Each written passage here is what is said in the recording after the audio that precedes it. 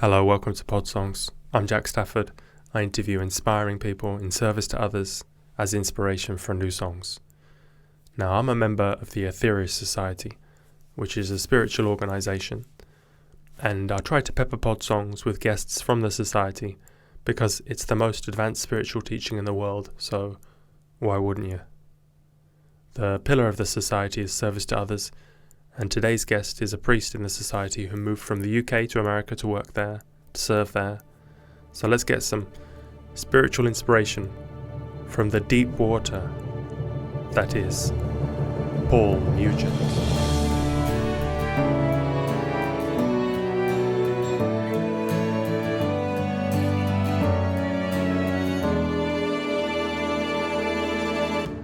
I'd like to try and stitch my shows together a bit, so continue speaking about what I was speaking to the last guest. And we were talking about the Judeo-Christian society that we all grow up in, and how that shapes everything in our society. You know, the structure of our institutions, the way we relate to each other. And if it wasn't for the Ten Commandments, for example, we wouldn't be having this system, being able to live the lives we'd all be in tribal, we'd all be fighting with each other. And I thought that's something you could, in your position, give us a bit of insight into. Well, yeah, I'd agree with that. I'm not sure that we would necessarily still all be tribal, so to speak. I just say that from a sort of having spent many years being involved in interfaith. And obviously, the Judeo-Christian theology has, I would agree with you, very much shaped Western culture and Western civilization. But at the same time, Eastern religions, Buddhism, Hinduism, obviously primarily, have also they all have what's called the golden thread, which is to do unto others as you would have others do unto you. Oh, okay. So I would totally agree that we have been very shaped in Western civilization by certainly growing up in England. I grew up in the Anglican Church. But I still think hopefully something else would have taken its place if it hadn't been Judeo-Christianity.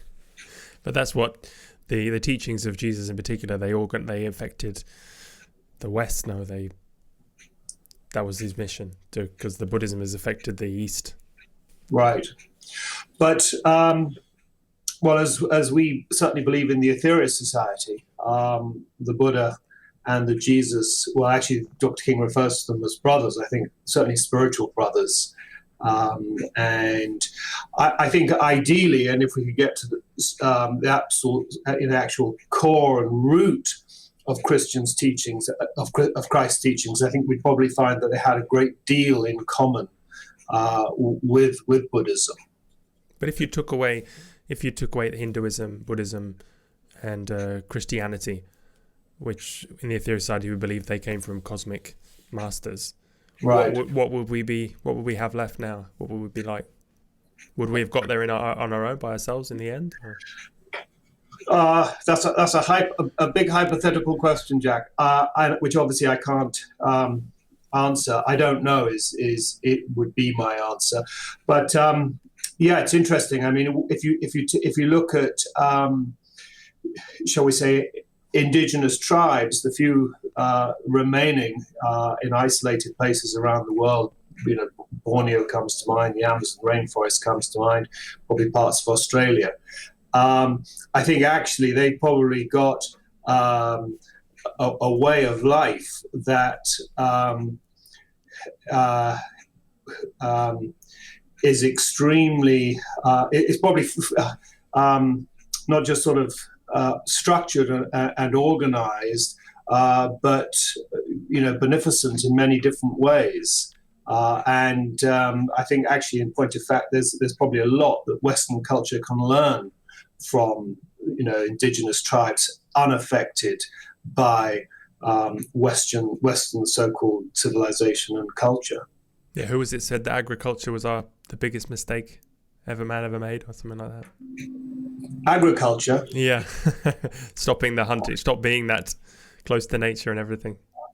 Yeah, indeed. In fact, on that note, Jack, a little bit of a but I'm currently reading a book written by my cousin, a chap called Bill Lloyd, who in the 70s went to work in the woods and forests of the Lake District with just his horse. And it was one man and a horse. He did this for 7 years, felling trees, dragging them out. And he speaks, I would actually say, very, very eloquently about the mysticism of working with nature in the land, with the land, in that very simplistic way, which to a very large extent we've lost through industrialization and mechanization.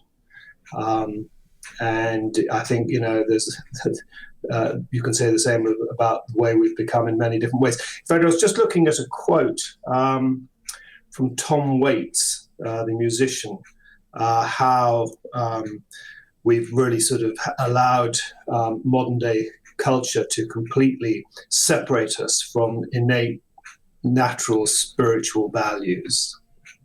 What was the quote? I can't tell you off the top of my head. You built that up, Paul, and now you're leaving us hanging. I mean, well, it was basically how.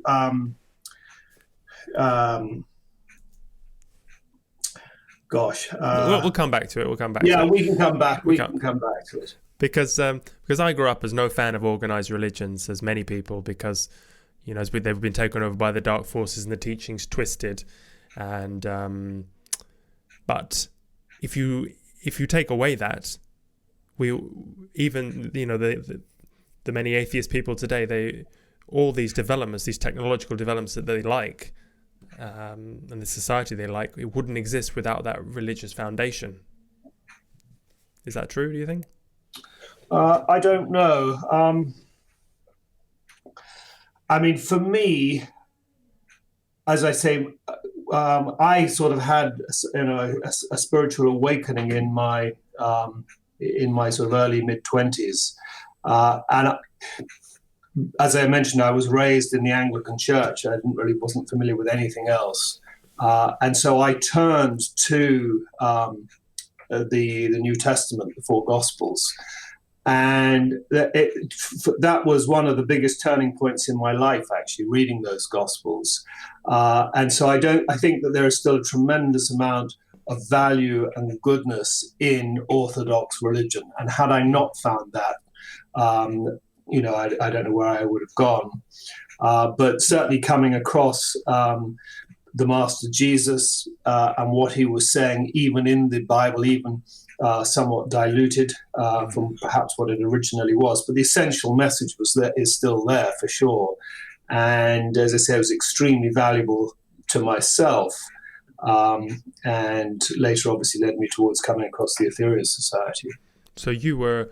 And now you're this multi-faith. You're in Los Angeles, and are you president of the Multi-Faith Association? No, I've been involved. I've been on various boards. I was vice chairman of what was the local chapter, the Southern California Committee for Parliament of the World's Religions, which actually began in 1893 with a convention in Chicago, made famous by the great Swami Vivekananda. But I've actually in the last 12 months or so pulled back from some of that work. So going back to, how was it for you? You were in England and you were heavily into Christianity. How was it for you to come across the Aetherius Society and to accept that the Master Jesus was communicating through Dr. King? That must have been a shock, huh? Well, that goes to show the value of having a good mentor. I had a very good mentor at the time, someone who actually introduced me to the Aetherius Society, a colleague from work. And I think probably without her, I may well not have sort of moved forward with the Aetherius Society. But through talking with her, I was able to sort of, I sensed that she had a very good grounding in metaphysics and spirituality, and she was very straight, very honest, and very sincere. And so when I did come across through this lady, when I came across the Aetherius Society, and in particular the 12 Blessings, yes, it was kind of a shock. It was strange because there was very, as I mentioned, coming across Jesus in the four Gospels had made a very profound effect, upon me at the time. And so to sort of consider, well, the Aetherius Society is saying that actually he comes from Venus and he spoke through Dr. George King in 1958. It was, besides being a big sort of question mark, but it was actually listening to the blessings, listening to what was being said and how it was being said, and then later actually practicing the 12 blessings through prayer, that made me realize, no, this is profoundly real, and not only profoundly real and profoundly true, but incredibly important, because part of my concern at that time was very much the state of the world. I mean, England, like many Western countries, professes to be a so-called Christian country. But when it really comes down to it, I think that they're very far removed from what Christ actually taught and what Christ actually meant. And I think that there is a tremendous danger as a consequence for humanity as a whole, from stepping too far away from core principle teachings of these great cosmic masters. It gets us into trouble, you could say. And so I felt that what Jesus was saying in those 12 blessings was just incredibly important and relevant and necessary for humanity, to sort of reorientate us back spiritually and philosophically to the far greater realization and understanding of God and what all of this is about. So how are the teachings different from the let's say the new teachings through that Dr. King received? How are they different from the originals? You mean the original teachings of Christianity? Yeah, in the Bible, the New Testament. Well, the original teaching, when I came, for me, what the teachings of the Gospels were for me, was it answered, I guess, my fundamental question at the time of how should I live my life? What am I supposed to do? Beyond having a job, getting married, having a mortgage, what am I supposed to do? There's got to be, surely there's something far more important and relevant to my life than just that stuff. And so what I found in those four Gospels was, if you like, a way to live, a way to be, not just in a simple sense, but in a way of profound caring for one's fellow man, and above all, first of all, seek ye first the kingdom of God, and which actually I sort of found, which really spoke to me, and it was in that sense, but it was the most joyous, it was the most challenging, and yet at the same time most beautiful and joyous time of my life, because I found myself seeing God in it's a bit of a cliche, but more or less in everything, and my whole value system was changed. And then, so coming across the modern day teachings of Jesus, number one, it taught me, I mean, again, as you will know, the 12 blessings are incredibly serious. And to me, life was and is incredibly serious. And it maintained that seriousness, but it just opened it up to, well, literally, cosmically, which is not the case in the four Gospels. But it's very much, down to earth, so to speak. So the 12 blessings obviously gives one just this incredible, remarkable concept of what we are all a part of. And so the two, the New Testament and the modern day 12 blessings literally sort of went hand in hand, or a great complement. And it was that that caused me to sort of therefore look more deeply into the rest of the Aetherius Society's teachings. Obviously, there's the 9 freedoms, but as important, if not even more important than that, were these so-called cosmic missions that the Aetherius Society was performing, and still is obviously performing. Because again, my concern then and now is the state of our whole world, the fundamental philosophy of humanity, our understanding of what our purpose is in being here, and the crises that we've created out of that misalignment of philosophy. And so these cosmic missions just struck me as being well. Another question I had was, what are the apostles of Jesus doing now? Where are they now? And I'm not saying that they're in the Aetherius Society by any stretch of the imagination, but we're doing that essential kind of work, the work that most needs to be done. Not just in the philosophical teachings, but in the karmic manipulations that these missions are doing, is literally, we believe, with justification, saving humanity at this time, holding on to humanity from falling off the edge. So what does a mission look like to somebody that doesn't know? Sorry? What is a mission, for example? A mission. Well, what we call a cosmic mission in the Aetherius Society is an operation that we as terrestrials are performing in cooperation with beings from beyond this earth. And all of these missions obviously were either devised or worked through the founder of the Aetherius Society, Dr. George King, who, of course, was a yoga master, a great yogic medium, through whom these beings communicated. And as part of which were obviously the 12 blessings and the 9 freedoms.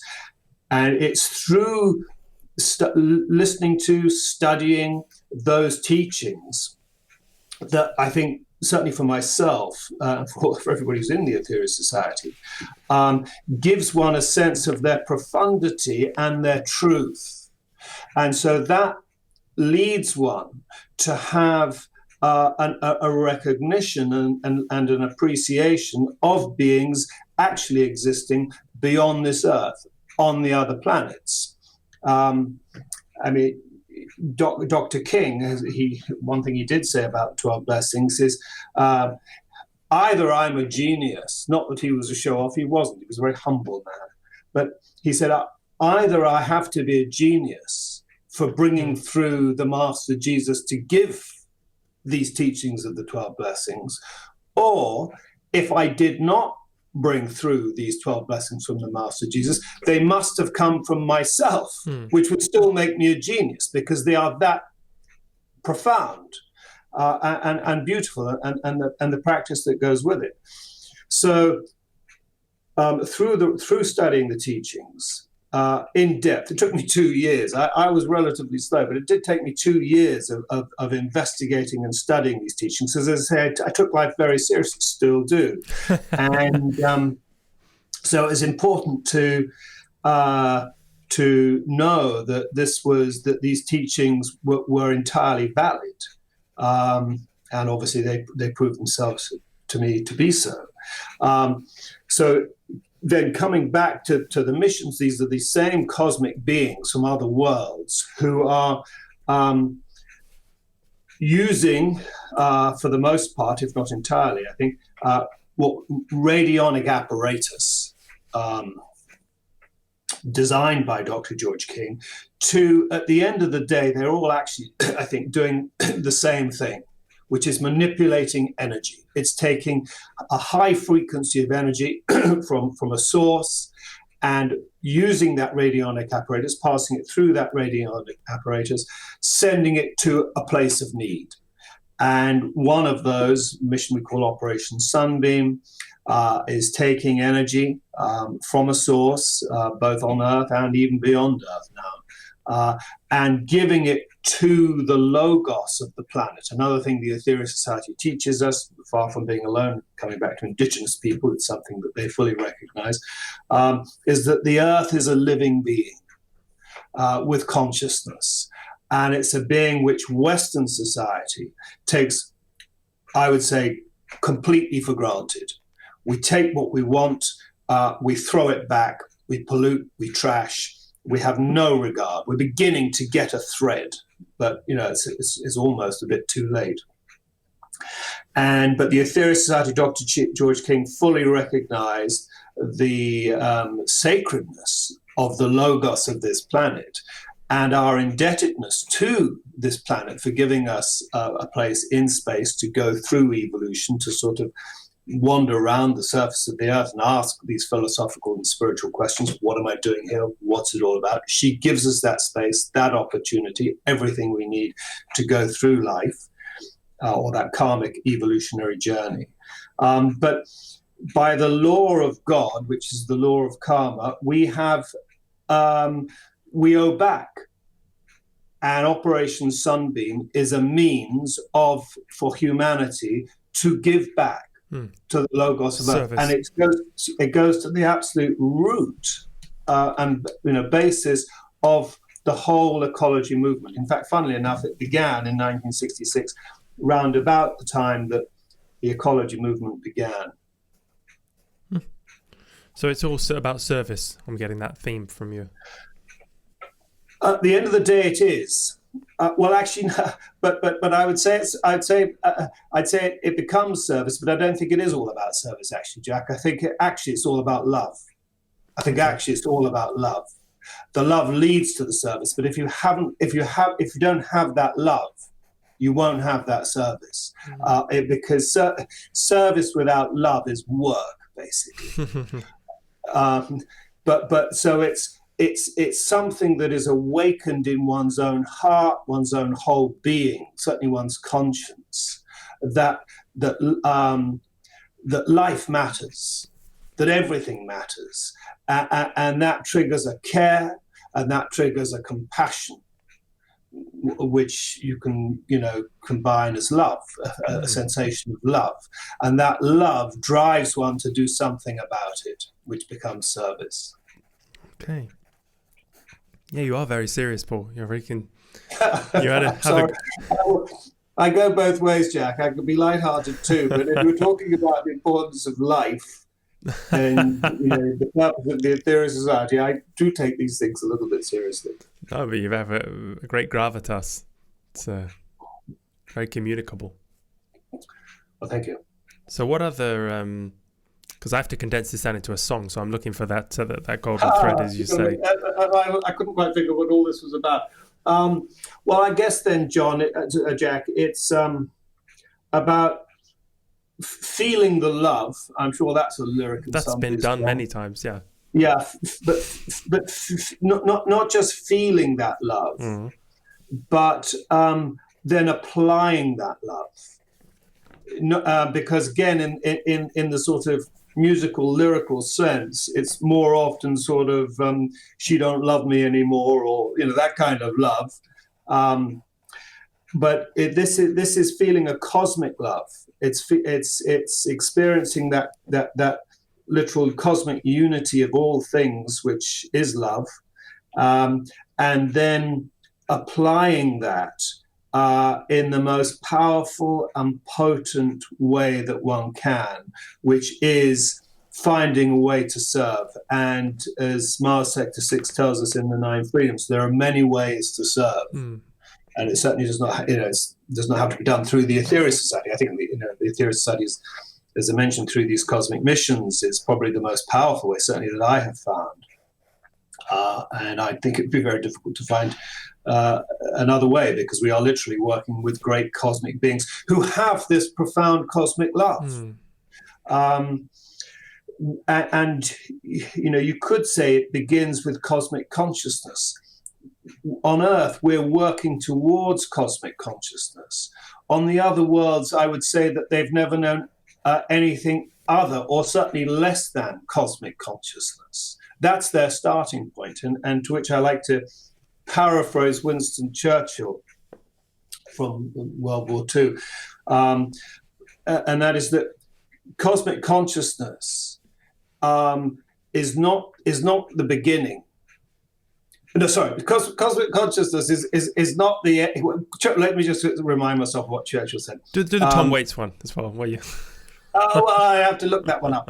But what he said of the second, this is not the end, nor is it the beginning of the end, but it is the end of the beginning. Speaking, I think, of the Battle of Britain. This is not the end, nor is it the beginning of the end, but it is the end of the beginning. And I think cosmic consciousness is not the end. We tend to think of it as the end. It's not the end, nor is it the beginning of the end, but it is the end of the beginning. We haven't actually yet truly begun to live in the way that these cosmic beings from the other worlds live. That's the base point. That's the starting point, cosmic consciousness. And so again, coming back to these teachings of the Aetherius Society, they give us, I would say, the best, if not the only, signpost towards attaining cosmic consciousness, which is, yes, through service. But you won't do that service without the love, and you won't get the love without the bravery, which is the honesty and the truth. I could have easily been sort of pushed off going down the spiritual route. Since you're English, we say route over here in America. But it's very easily to be dissuaded from what one's conscience is telling us. We're unfortunately, we're weak on the whole, and so having the bravery and the courage to listen to that inner voice of conscience, this is literally coming back to the beginning. That is the beginning. Without that true deep sense of conscience, and we all have it, and it's very necessary to find it. And to give it space and to acknowledge it, because it's everything, it's the spark of God within us. And so being able to hear that, then that, which, as I say, from the 9 freedoms, the first freedom is bravery. The bravery to recognize and honor truth. And then out of that, or literally behind that, is this energy of love. And that's what leads us through the steps to cosmic consciousness. I'm okay with bravery. I think I'm taking on things and service. I don't mind doing that. I really like serving others. But you're missing the middle bit, eh, Jack? Love is. I struggle to generate this deep love that obviously that you I can sense coming from you. Why do you think that is? Compassion. I guess I lack that fundamental compassion for others. I'm sure you don't. I'm absolutely sure you don't. Gosh. I mean, it's okay. When I see people really struggling, I of course I'm welled with compassion if I see someone in hospital, someone some struggling, someone really. But for the everyday person, I'm too cold. Well, that's okay. I mean, so how do you generate this? We're all on the journey. Because you came. I don't know. We're all coming from different starting points, aren't we? Because it feels to you like I'm talking to a vicar. You have that voice, the Anglican. Well, I am a minister, Jack. No, but even before then, your voice is you really are. You have that. That core. I get that from you. You have this such love. Well, that's very kind of you.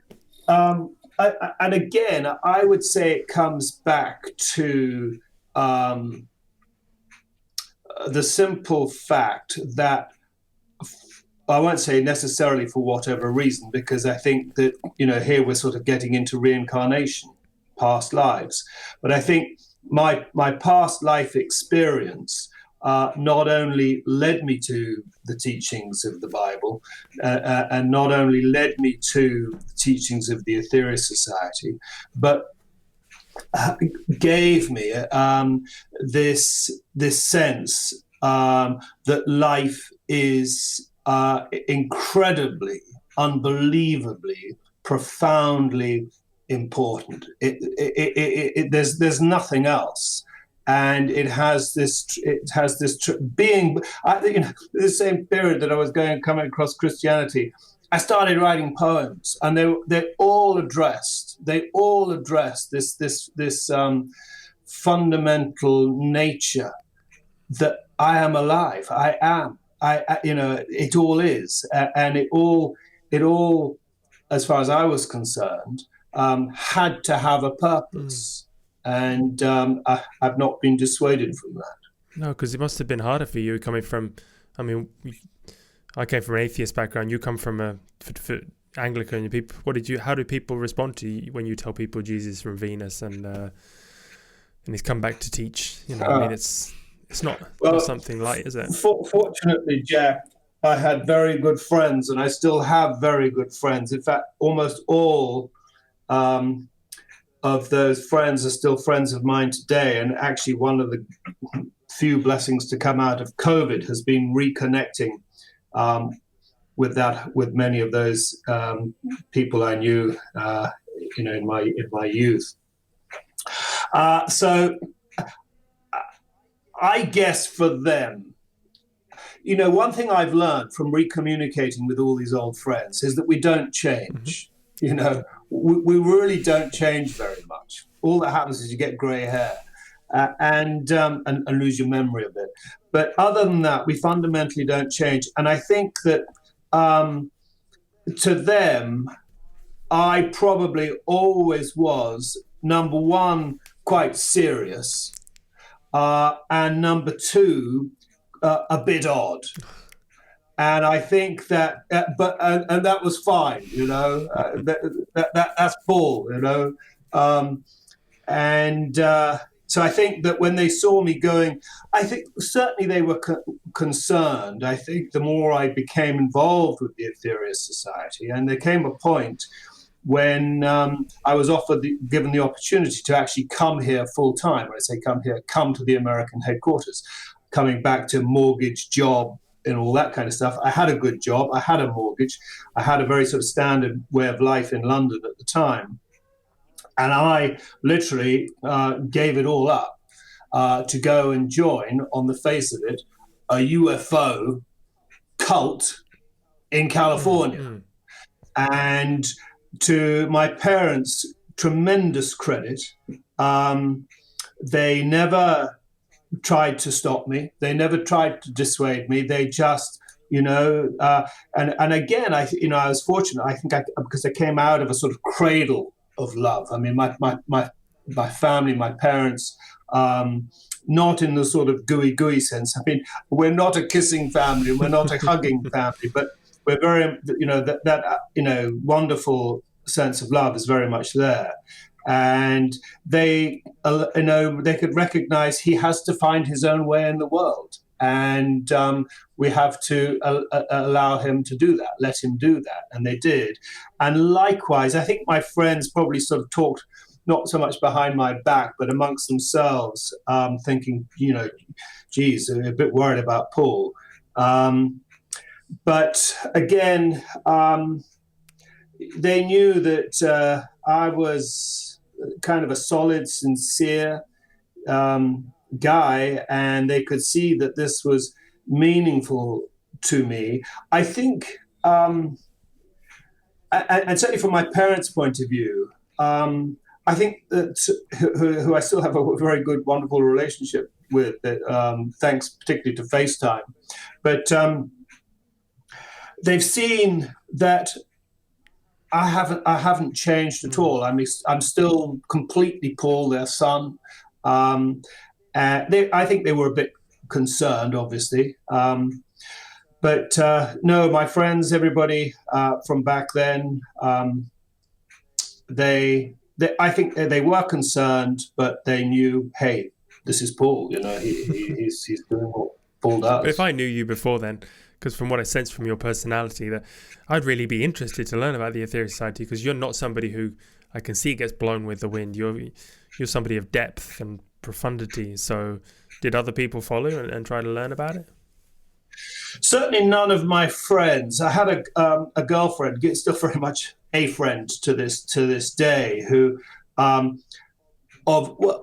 all of them has probably moved more in this direction. For example, another important influence for me in that intense period of Christianity and the Aetherius Society was a community in Scotland called Findhorn. I don't know if you've heard of Findhorn. Findhorn grew up, it began in the 50s, by three people, two of whom were very good psychics who communed with the nature kingdom, the Devas, and they grew this phenomenal garden, unbelievable garden in the north of Scotland. What's it called? Findhorn. How do you spell it? Yeah, Find as in F-I-N-D, although it's pronounced Find. Horn, one word. I'll check that out. And I went there on two occasions. That was an important influence for me in the recognition of these nature spirits and their whole sort of, way of living. And so a girlfriend I had, she's been there several times, I think, since, and is very open to sort of alternative, ways of understanding life. Other than that, no, the rest were all, dare I say it, bricks in the wall. They were just, very much business people, or one of them, went into the legal profession, another is, medical profession, that kind of stuff. And they've just sort of done the normal thing, so-called normal thing. Maybe it's just such a hard sell, Jesus and UFOs together. Appealing to completely different people, no? Well, it is a different sell, but at the same time, Jack, I don't know if it's something that you can sell or even should try to sell. I think it's something that it's intuitive. And if one doesn't have that intuitive sense of something, having an aura or a resonance of truth, if one doesn't feel that and sense that within oneself, no matter what it is, they're not going to have very much interest in it.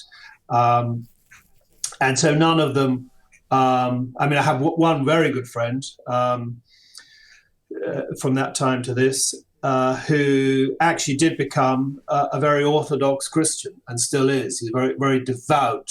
But it wasn't for him to sort of start considering Jesus being from Venus. Do you think because the Aetherius doesn't really do any recruiting, does it? I mean, it's a tiny organization. It's a couple of thousand. Well, I don't believe in recruiting. I've never really understood what recruiting is. Or publicity, or Well, we do publicity. We do, and it's important for us to do publicity. It's important for us to do shows like this. It's important to communicate our beliefs, and I think it's important for us to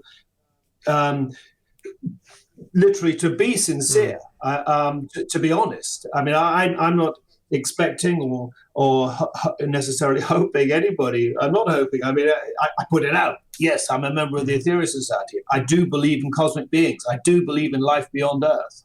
I do believe they communicated through Dr. George King. I do believe Dr. George King was a profound yoga master. I do believe that in the coming centuries, if not decades, the world will have its head turned to realize who we had on this planet. I do believe all that stuff. But it's up to an individual for them, the promptings of their own conscience, the promptings of their own soul, to sort of investigate it for themselves. I can't investigate it for anybody. I can't investigate it for my wife. It's up for her to find her way in all of this, if she wishes to. No, but what I mean is, it's such a tiny organization. When I joined it, the first time I heard about it, I was expecting, I don't know, something bigger, and it's just this small cottage group, It's huge, Jack. It's not huge. On this realm. It's just not huge in numbers. But I was just, when you think how how organized other other similar organizations. Yeah, but Jack, I mean, I do to a certain extent compare the Aetherius Society to the early days of Christianity, and I think that yes, I mean. Jesus obviously was a far better known public figure, and but you know, those early Christians, they were few in number, and they had to sort of go into hiding. You know, they were persecuted, they were sought out. They could easily probably have you know, diminished as a group. They didn't. And the Aetherius Society won't either, because what kept them going was their profound faith and belief in Jesus and his teachings and the message for the world as a whole. But I think, you know, the Aetherius Society, we're in this for the long term. And at this stage of the game, we've certainly put down very, very good foundations. We've got, you know, at least, well, certainly the two headquarters. We've got branches with very dedicated people in all of them. We've got our 5 spiritual energy radiators. We've see a lot of organizations, similar organizations. Not that there are many similar organizations, but they tend to sort of fold in the years after their leader dies. And we're 22 years, 23 years on since Dr. George King passed on. And I would say that we are stronger than we ever have been as an organization in terms of resources. We're stronger now than we were then. And I think that in another decade and 2 decades, we'll be even more strong. And it isn't necessary, you know, you can grow up fast and collapse quickly. I think far more, you know, important to be steady and slow and sure. And I think that's the way it's been, and hope will continue. I mean, yes, it'd be great to have more people, all the rest of it, but not. I mean, only because they have found something, an organization that gives tremendous meaning and purpose to their own life. And something that they fully embrace and endorse at a very deep level. Yeah. And you're very focused on these missions, which you only need a relatively small number of people to carry out. Yes, you do, actually, at the end of the day. I mean, except with the exception, you could say, of Operation Prayer Power, where the more people who take part, you don't even need to be a member of the Aetherius Society. You know, you're just giving prayer energy. The more we have of that. But you see, also, I think, to me, the biggest single catalyst for change in our world over the last 60-odd years has been a craft we refer to as satellite number 3. Because satellite number 3, which has been coming into orbit of Earth, to our knowledge and belief, various periods throughout each year, it enhances every single selfless spiritual action exponentially. And I think that over the years, I think unquestionably, you know, well, in fact, they now call those whoever they are, but, you know, one tends to think, well, we're living in the technological age or the information age or whatever it is. No, they actually call this the exponential age, because everything seems to be going literally exponential. And I think that, you know, when we do look back over the last 60 years, I think you can see this tremendous changes. There's nothing ever been quicker in the history of Earth, not in modern history, or in the last umpteen thousand years, than in the last 60 years. There is this, and there is a shift in consciousness. And for all the sort of woes and troubles in the world, I think that there's also a tremendous amount of goodness. There's a tremendous amount of awakening going on, a tremendous rise in consciousness, tremendous shift in values. And I think that, as I say, nothing has been more influential in that than satellite number 3. There was this awakening after the 60s, no? Where the quickening began with the... The quickening began, yeah, well, for us, I mean, the most significant date, of course, was July the 8th, 1964, with the initiation of Earth. And I remember, well, at least 10 years ago, we went to an outside convention in a very trendy place. I don't know if you've been to LA, Jack, but one of the trendy places is Venice Beach. Okay, I've heard of it. Yeah, Venice Beach. And this was an outdoor convention at Venice Beach. And I remember this, I guess, ex-hippie guy, he would have been in his 60s probably at the time, coming up to our booth, and he was reading one of our pamphlets, and he said, everything changed in 1964. He said, I don't know what happened in 1964, but something happened and everything changed. And it's not been the same since. And, well, I'm not sure he was necessarily referring to the initiation of Earth. But, probably not.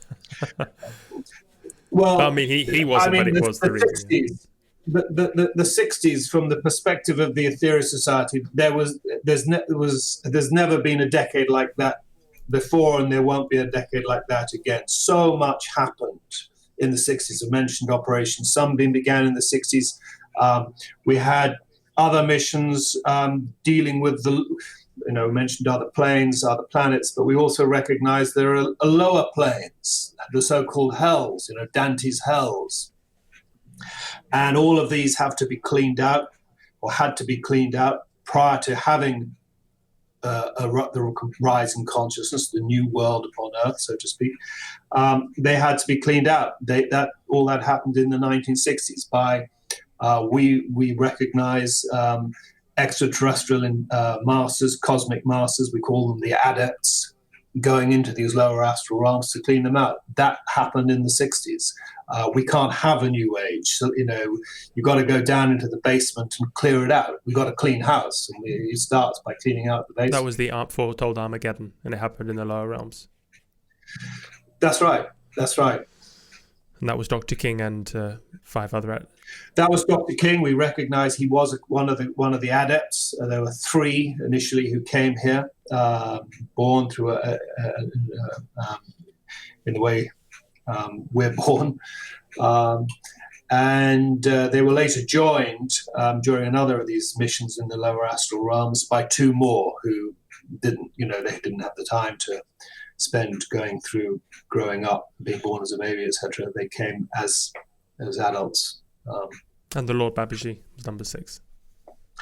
And the Lord Babaji, who's been here, I think, for at least 18 million years, who we believe it comes from Saturn. So you've got to understand, when I say 18 million years, phenomenal, and you could say unbelievable. But when we do reach ascension, which we will, and as Christ demonstrated, there is no death. In fact, and literally there is no death, period. Everything is living. And to that extent, everything is God. So it is, the whole thing, is in a way a bit of a conundrum. The Lord Babaji was in Autobiography of a Yogi, who was mentioned in that. That's one of the only times I've seen him mentioned in literature. Right. Okay. Well, we covered a lot there, Paul. I mean, there's a lot. That's only. Well, I did all the talking, I'm afraid, Jack. What do you want to add to the conversation? Just one more thing was that you didn't promote the Aetherius Society as much because the higher the profile, the more Dr. King would have had to deal with interference and things like that. It's. Well, he did promote the Aetherius Society. He had to be very, very careful. He certainly didn't promote himself, I would say. He completely disguised his own identity, which, in a way is a bit ironic, because certainly the way it used to be, much more, I think, here, in the New Age movement, people were always showing off, which planet they were from or who they were in contact with. But you find someone who actually is from another world, and they go out of their way to conceal it. That's the way to spot the real ones, I guess, if you can't spot them. Yeah, if you can, because I mean, as Dr. King has said of the Master Jesus, he was a great actor. he was a great. There's nothing to when you realize God is all. There's nothing to show off about. In fact, it literally goes the other way. You just sort of become, you surrender yourself in complete humility. I mean, Dr. King,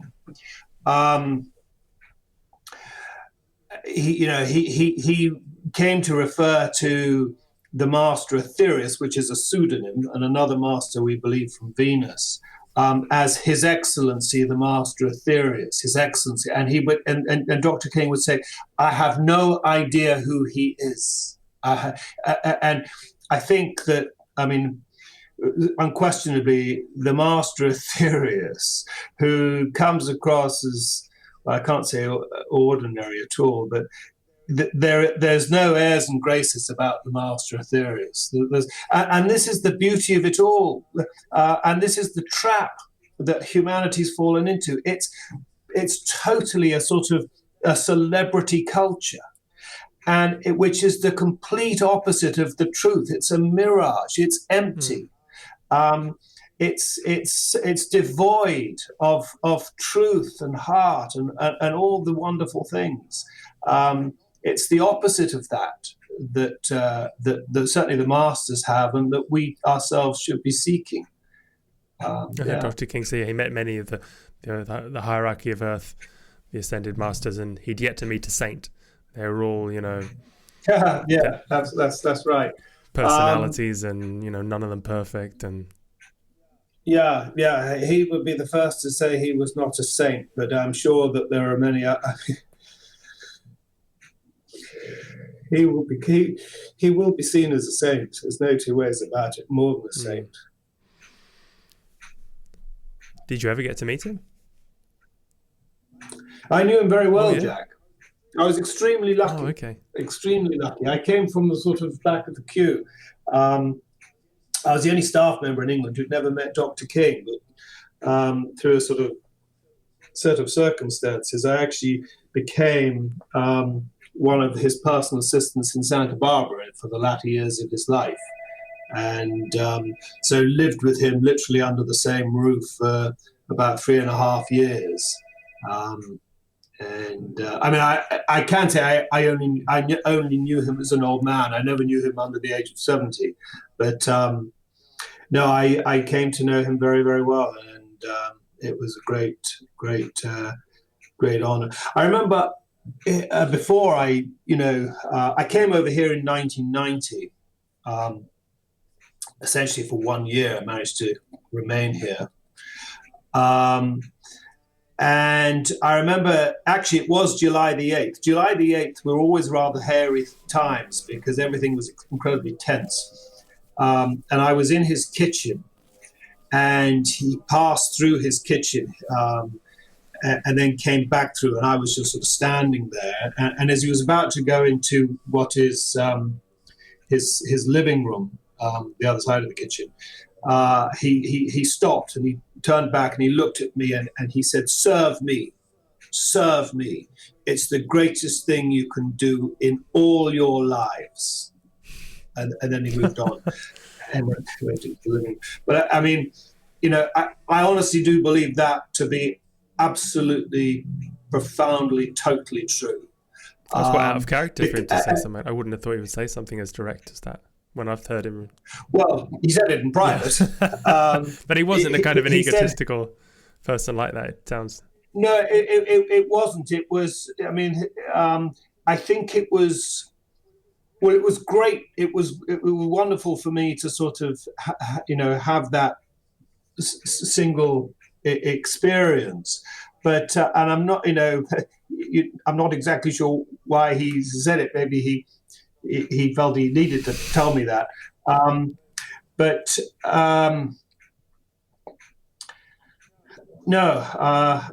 I just, as I say, I think that from all that I have studied, experienced, etc., witnessed in the Aetherius Society, and I've been fortunate, I'm a director here, I'm a senior engineering officer, I'm engaged in all the missions. I knew Dr. King personally. And I'm, in absolutely no doubt at all I mean, I've heard these classified transmissions that we mentioned of the adepts going to the lower astral realms. It's not airy-fairy stuff. These are recorded. These are, when you hear those, then you know that this is totally the real McCoy. There's nothing fake or, as I say, airy-fairy about any of this. If you want truth, you've got it here, boy.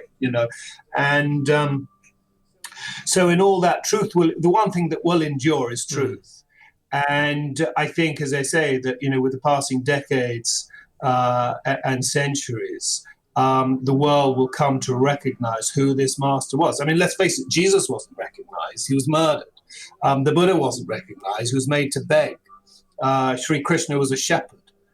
They're not recognized in their own lifetime. And it probably is an important, well, ideally they would be, but they come. They're very much ahead of their time. Dr. King was centuries ahead of his time, and as a result, very few people recognized him. The masses don't yet recognize these teachings. Probably they've been laughed at, sneered at, sniggered at, and all the rest of it, ridiculed.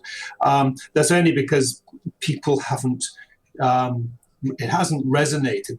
They haven't heard this voice of truth, of honesty, openness within themselves. Having this yearning desire. You have a yearning desire for truth. I mean, maybe to finish, but time-wise, but there's a wonderful story of a student who goes to a master in India, and he said, he says to the master, "I want to be your disciple."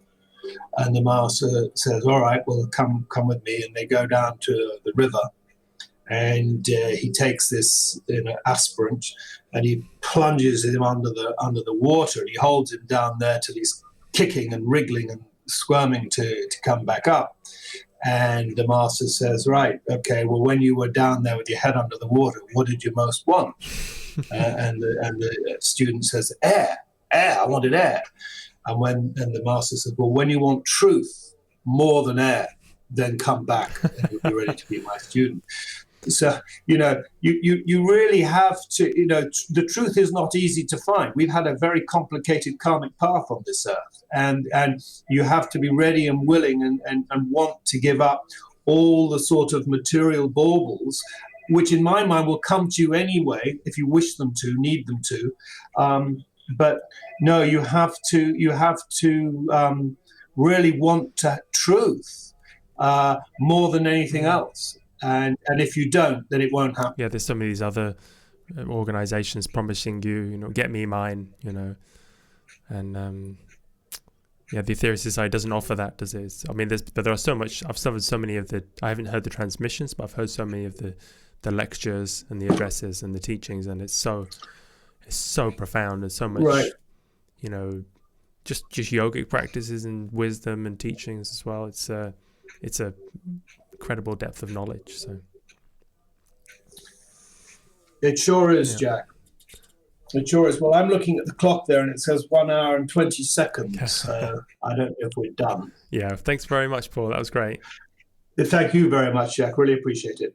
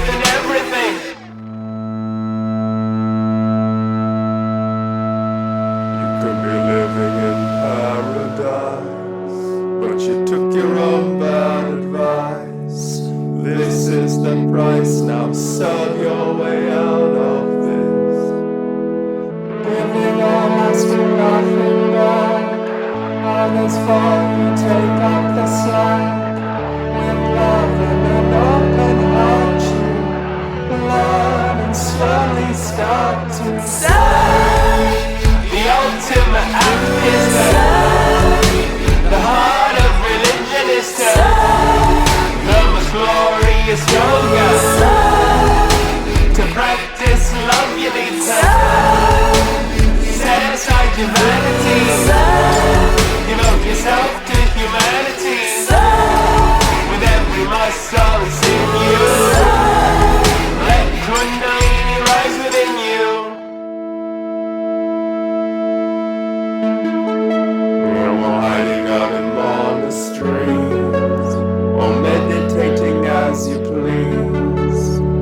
give up your serenity. Service is your destiny. 'Cause in a world of suffering, even idleness is criminal. Entertainment must be minimal. The time to act is now.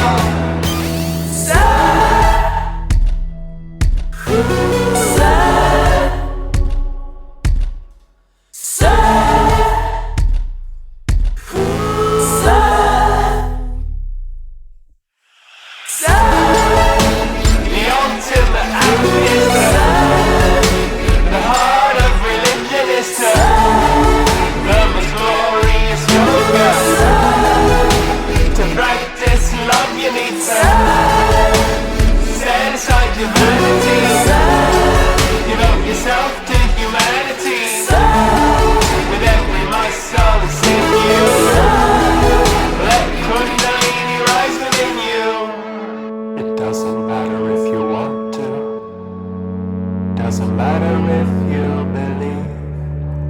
If you don't today, you will tomorrow. Accept it and serve. Thanks for tuning in. If you enjoyed the show, please rate and review on your podcast app.